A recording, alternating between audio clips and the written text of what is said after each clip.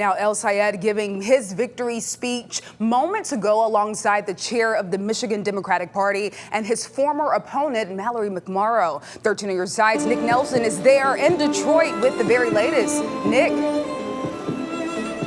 Yeah, Deja, after running close but slightly ahead throughout the night last night, Abdul El-Sayed this morning is officially the Democratic nominee for this very important U.S. Senate race. Now, we've learned that El-Sayed's opponent in this race, Representative Haley Stevens, his opponent in this primary, has conceded and offered her endorsement to her former opponent. It was a bitter contest at times between the two. In his victory speech this morning, he repeated a call for unity among Democrats going into the general election against Republican candidate Mike Rogers. He also said he'd like to bring in new voters into the fold headed into November, directly taking on his new opponent, Rogers.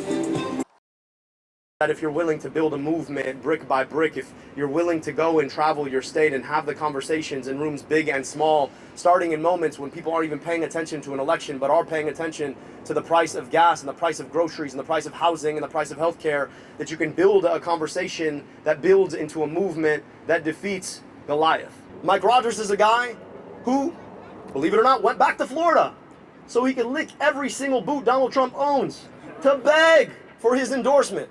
I'm so sorry. If you want a senator who's going to lick some boots, fine, go vote for Mike Rogers. But if you want a senator who's going to stand up to Donald Trump, then you've got your option right here.